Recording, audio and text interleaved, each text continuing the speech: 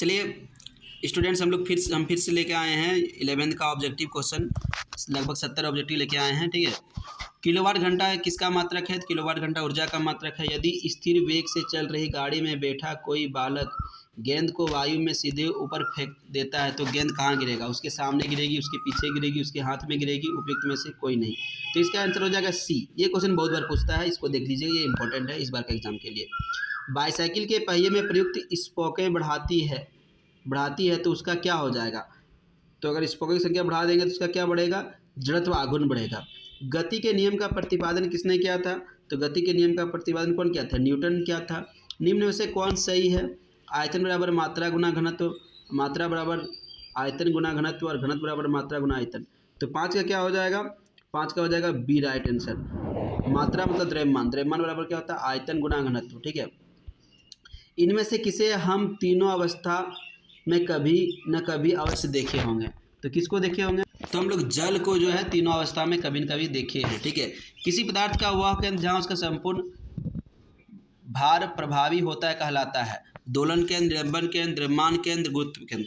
तो 7 का क्या हो जाएगा? 7 का हो जाएगा गुरुत्व केंद्र। यदि किसी पिंड का संवेग 5% बढ़ा दिया है तो उसकी गतिज ऊर्जा कितना % बढ़ेगा? ये भी पूछता है। ठीक है, ये भी कभी न कभी पूछा ही है और देखिएगा इसको। 8 का हो जाएगा सी नंबर 25%। ठीक है, घर्षण कम किया जा सकता है कैसे? तेल या ग्रीस लगाकर, जानते हैं, बॉल बीरिंग लगाकर, पॉलिश करके, सभी होगा। डी नंबर हो जाएगा। बल धारा अनुरूपता में विद्युत धारिता किसके अनुरूप होती है? तो किसके अनुरूप होती है? तो द्रव्यमान के अनुरूप होती है। जल का घनत्व सर्वाधिक किस में होता है? 4 डिग्री सेल्सियस पर जल का घनत्व सबसे अधिक होता है। नेक्स्ट क्वेश्चन, तो जल का घनत्व सबसे अधिक किस में होता है? 4 डिग्री सेल्सियस पर। रॉकेट की गति निम्नलिखित में से कौन सा संरचना का पालन करता है? तो जानते हैं आप लोग। ठीक है, इसका आंसर आप लोग लिखिए। ऐसे तो हम बोल देते हैं फिर भी। ठीक है, आंसर जल्दी से लिखिए, जल्दी से लिखिए। हम बोल रहे हैं, थोड़ा लेट में बोलेंगे इसे आंसर, आप लोगों को टाइम देते हैं। क्या होगा जल्दी? तो इसका कमेंट में से लिखिए। इसका आंसर हो जाएगा संवेग संरक्षण का सिद्धांत, सी नंबर। ये क्वेश्चन बहुत बार पूछा गया, इसको भी देख लीजिए, ये भी इंपॉर्टेंट है।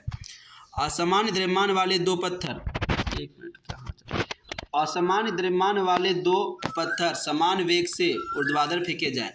दो पत्थर है जिसका द्रव्यमान बेसी कम है, एक का है 5 kg, एक का मान लिया 3 kg है। ठीक है, तो कौन पहले गिरेगा? ठीक है, देखिए, भारी द्रव्यमान वाला पहले गिरेगा, हल्का वाला करेगा, दोनों साथ साथ गिरेगा, इनमें से कोई नहीं। तो कौन पहले गिरेगा बोलिए? तो इसमें से हल्का द्रव्यमान वाला अधिक ऊंचाई तक जाएगा। हल्का कौन सबसे, इसमें क्वेश्चन पूछा है कि कौन सबसे अधिक ऊंचाई पर जाएगा? तो हल्का द्रव्यमान वाला सबसे अधिक ऊंचाई पर जाएगा। ठीक है, भारी पर ग्रेविटी ज़्यादा लगेगा ना। द्रव्यमान आन क्या होता है, ग्रेविटी किस पर डिपेंड करता है? द्रव्यमान पर डिपेंड करता है। तो भारी का द्रव्यमान ज़्यादा है तो कम ऊंचाई तक जाएगा क्योंकि उस पर ग्रेविटेशनल फोर्स ज़्यादा लगेगा। ठीक है, नेक्स्ट क्वेश्चन, एक कागज का टुकड़ा एक क्रिकेट बॉल एक ही ऊंचाई से गिराया जाए तो निम्नलिखित में से किस परिस्थिति में दोनों एक साथ पहुंचेंगे?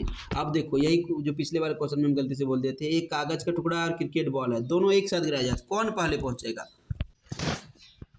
देखिए उन्हें निर्वात में गिराया जाए। अगर उसको जहाँ क्या बोलते हैं हवा नहीं है, दोनों में साथ में गिराएंगे तो दोनों साथ गिरेगा। ठीक है, पदार्थ के अणु भार की गणना की जा सकती है तो किस पर की जा सकती है?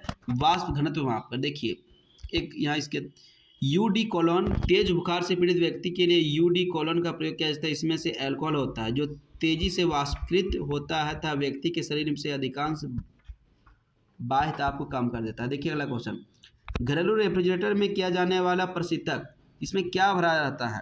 ठीक है, तो देखते हैं 16 नंबर क्या हो जाएगा? फ्रेयॉन। ठीक है, तो फ्रेयॉन गैस भरा रहता है। मानक दाब है, तो मानक दाब क्या है? तो मानक दाब क्या होता है? तो पारे का 760 मिलीमीटर।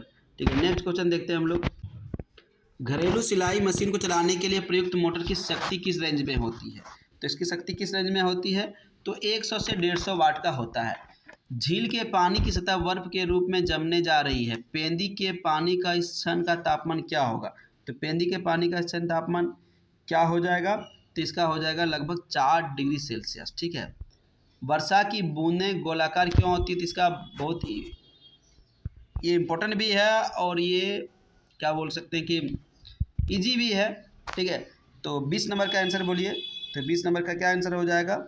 पृष्ठ तनाव कारण। उत्प्लावन से संबंधित वैज्ञानिक, तो उत्प्लावन से संबंधित कौन वैज्ञानिक है जिन्होंने दिया था कि किसी वस्तु को पूर्णतः या अंशतः डूबा नहीं, पर उसके भार में जो कमी आती है, कितना कमी आते हैं, जितना वो जल को विस्थापित करेगा। तो ये कहा था आर्किमिडीज ने कहा था। कौन कहा था? आर्किमिडीज ने कहा था। ठीक है, चलिए।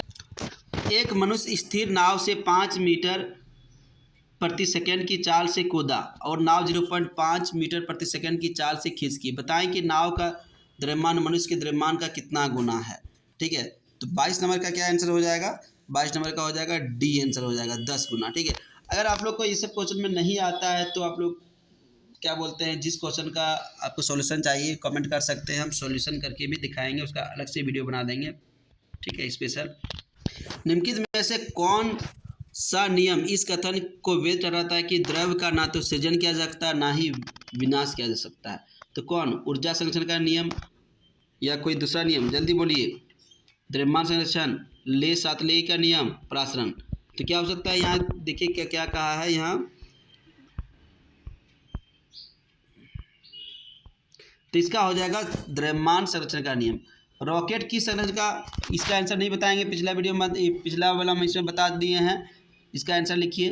बल की परिभाषा प्राप्त की जा सकती है कौन से नियम से? न्यूटन का पहला नियम, दूसरा नियम, तीसरा नियम या गुरुत्वाकर्षण नियम से? जल्दी बोलिए 25 का आंसर।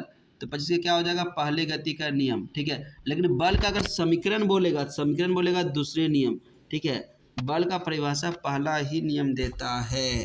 ठीक है, और जड़ का परिभाषा भी पहला नियम देता है, लेकिन बल का समीकरण दूसरा नियम देता है। बल का समीकरण दूसरा नियम बताता है कि दूसरा नियम वास्तविक नियम है। ठीक है, हाइड्रोलिक प्रेस में किसका उपयोग होता है? पास्कल के नियम का। ठीक है, नेक्स्ट क्वेश्चन। लैंप की बत्ती में तेल किस कारण ऊपर से उठता है?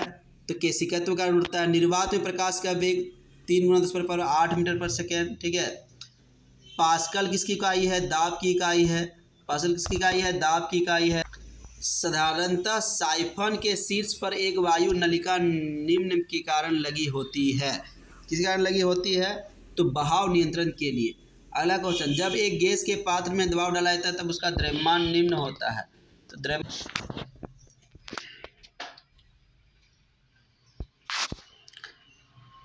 उसका आयतन घट जाएगा लेकिन द्रव्यमान स्थिर रहेगा। देखिए, आयतन घटेगा लेकिन द्रव्यमान स्थिर रहेगा। ठीक है, साबुन के बुलबुले के अंदर का दाब कैसा होता है? साबुन के बुलबुले के अंदर का दाब क्या कैसा होता है? तो इसका होगा वायुमंडल दाब से अधिक होता है। निम्न में से किसका आयतन निश्चित है पर आकार नहीं? आयतन निश्चित है पानी का मतलब आयतन निश्चित, लेकिन आकार तो निश्चित नहीं है। पानी में हवा का बुलबुला कैसे काम करेगा? ये भी क्वेश्चन इंपॉर्टेंट है, लेकिन ये 11th में तो नहीं पता, ये क्वेश्चन 12th में आपके लिए इंपॉर्टेंट है। 34 का 12th के लिए इंपॉर्टेंट है। ये हो जाएगा डी नंबर, अवतल लेंस। ठीक है, अगला क्वेश्चन देखते हैं। पानी से भरी डॉट लगी बोतल जमने पर टूट जाएगी, क्यों टूटेगी? देखिए, बर्फ क्या होता है? जमने से बर्फ का क्या होता है? आयतन बढ़ने लगता है। ठीक है, जल का आयतन बढ़ने लगता है। एक कृत्रिम उपग्रह में विद्युत ऊर्जा का स्रोत क्या होता है? तो सौर सेल होना चाहिए। 36 का क्या हो जाएगा? 36 का हो जाएगा सी। ठीक है, नेक्स्ट क्वेश्चन। एक नदी में चलता हुआ जहाज समुद्र में आता है तब जहाज का स्तर क्या थोड़ा सा ऊपर उठ जाएगा, क्योंकि समुद्र के जल का घनत्व अधिक होता है जी, ऐसे जल का घनत्व कम होता है। समुद्र में नमक पाया जाता है, इसलिए इसका घनत्व अधिक होगा। ठीक है, इसलिए क्या होता है? नाव थोड़ा सा ऊपर उठ जाएगा।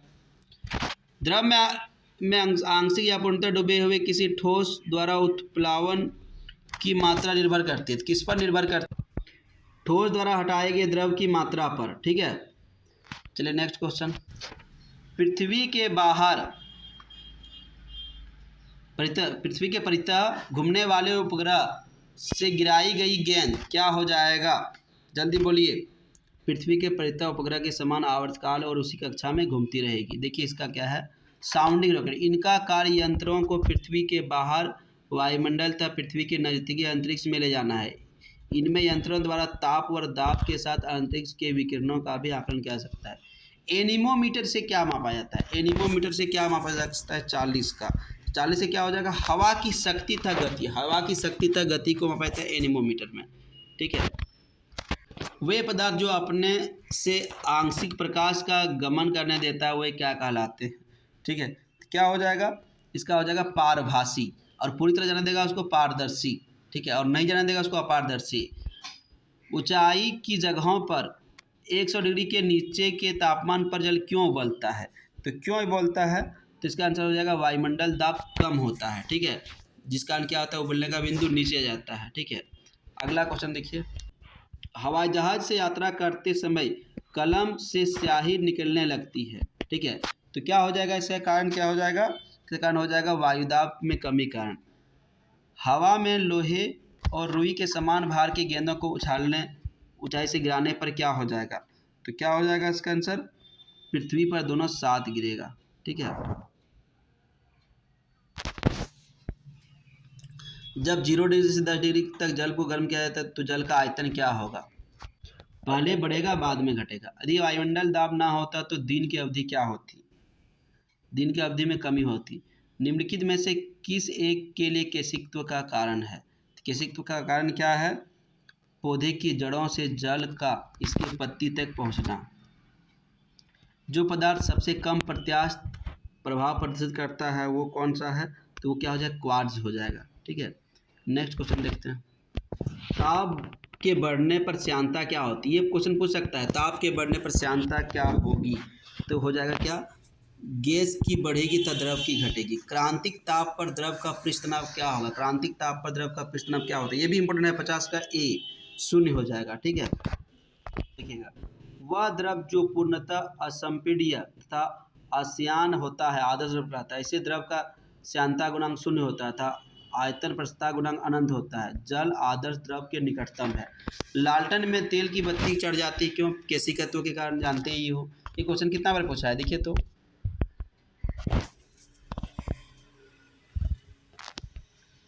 पृथ्वी के उपग्रह का कक्ष वेग किस पर निर्भर करता है? कक्षा की त्रिज्या, उपग्रह के द्रव्यमान, या फिर पृथ्वी से ऊपर को दिए गए वेग पर, या सूर्य से उसकी दूरी पर। तो क्या हो जाएगा इसका आंसर? हो जाएगा इसका आंसर हो जाएगा ए नंबर। इसका आंसर ए हो जाएगा, कक्षा की त्रिज्या पर। ग्रहों के गति संबंधी नियम कौन दिया था? तो केपलर ने दिया था। जब प्लवान वस्तु संतुलन की स्थिति में होती है तथा मित केंद्र इसके गुरुत्व केंद्र पर होता है तो क्या होता है? गुरुत्व केंद्र पर क्या होता है? 54 का देख लीजिए आंसर। 54 का हो जाएगा गुरुत्व केंद्र के ऊपर होता है। निम्नलिखित में से कौन सा उपकरण आर्किमिडीज सिद्धांत पर आधारित है? तो आर्किमिडीज के सिद्धांत पर आधारित कौन सा उपकरण है? तो इसका हो जाएगा हाइड्रोमीटर। पूरा काम करता है। पूरा काम कैसे करता है? तो पूरा काम कैसे करता है? ये क्या करता है? पास्कल के सिद्धांत पर, ठीक है। पृथ्वी से पलायन वेग का मान क्या है? 11.2 किलोमीटर पर सेकंड होता है। 11.2 मीटर पर सेकंड नहीं होता है, 11.2, ये वाला 11.2 मीटर पर सेकंड नहीं मार दीजिए, 11.2 किलोमीटर पर सेकंड होता है, ध्यान रखिएगा, नहीं तो गड़बड़ सब करके आ जाइएगा। सबसे अधिक प्रत्यास्थ का गुण किस में होता है? तो स्टील में होता है। निम्नलिखित में से कौन सी धातु सबसे अधिक तन्य होता है? सबसे अधिक तन्य क्या होता है? सोना होता है। सोना को बहुत हम लोग खींच सकते हैं, ठीक है। अगला क्वेश्चन देखिए, वॉशिंग मशीन का कार्य सिद्धांत क्या है? तो वॉशिंग मशीन का कार्य सिद्धांत क्या है? अपकेंद्रण पर, ठीक है। पृथ्वी से ऊपर या नीचे जाने पर गुरुत्वाकर्षण का मान क्या होता है? दोनों कंडीशन में घटेगा, ऊपर भी जाओ चाहे नीचे जाओ, ठीक है। और पृथ्वी केंद्र में क्या हो जाएगा? 0 हो जाएगा। कोई भी नाव डूब जाएगी यदि वह पानी हटाती है। कितना हटाती है? क्या हो जाएगा आंसर? अपने आयतन के बराबर। अपने आयतन के बराबर हटाती है तो डूब जाएगी, ठीक है, ज़्यादा हटाना पड़ेगा। अगला क्वेश्चन देखते हैं, दाब बढ़ाने पर बर्फ का गलनांक क्या हो जाएगा? दाब बढ़ाने पर बर्फ का गलनांक क्या होगा? घटेगा। पास्कल किसका इकाई है? दाब का। जब बर्फ पिघलती है तो इसका क्या हो जाएगा? तो इसका आयतन क्या होगा? घटेगा। इसका आयतन क्या होगा? घटेगा, ठीक है। 65 का क्या हो जाएगा? 65 का हो जाएगा बी नंबर। एक मकान की छत से एक पत्थर गिराया जाता है जो 5 सेंटीमीटर ज़मीन पर गिरता है तो उसका मकान की ऊंचाई कितना है? तो मकान की ऊंचाई कितना हो जाएगा? 66 नंबर का क्या हो जाएगा? 66 नंबर का हो जाएगा सी नंबर, 125 सेंटीमीटर। अंतरिक्ष में पृथ्वी की परिक्रमा करते हुए यात्री का भार क्या होता है? यात्री का भार क्या होता है? 0 होता है, ठीक है। नेक्स्ट क्वेश्चन, क्या होता है इसका भार? 0 हो जाता है। और लास्ट क्वेश्चन, लोहे के कील पारे पर क्यों तैरती जबकि वह पानी में डूब जाती है? तो देखिए इसका लास्ट का आंसर क्या है? लोहे का घनत्व पानी से अधिक होता है तथा पारे से कम होता है। लोहा का घनत्व जो होता है पानी से अधिक होता है लेकिन पारा से कम होता है। पारा का घनत्व ज़्यादा होता है लोहा से, इसलिए लोहा तैरने लगता है, लेकिन क्या होता है? पानी का घनत्व कम होता है लोहा से, इसलिए पानी में वो डूब जाता है। तो इस तरह क्वेश्चन देखने के लिए मेरे चैनल को सब्सक्राइब कीजिए और वीडियो को लाइक कीजिए, ठीक है। तो आज के लिए इतना ही, धन्यवाद। और किस तरह का वीडियो चाहिए तो आप लोग कीजिए। अगर मोस्ट इम्पोर्टेंट क्वेश्चन का वीडियो चाहिए जो एग्ज़ाम में आता है, इसका हम सोचते हैं कि 50 क्वेश्चन बनाएंगे जो एग्ज़ाम में 11th का एग्ज़ाम में इस बार आ जाए। तो इस तरह का वीडियो चाहिए तो आप लोग चैनल को सब्सक्राइब कीजिए, थोड़ा चैनल को वीडियो को शेयर कीजिए ताकि जल्दी से 1 के सब्सक्राइब हो जाए। ठीक है, तो जल्दी सब्सक्राइब कर दीजिए और कमेंट कीजिए, वीडियो को लाइक कीजिए। धन्यवाद।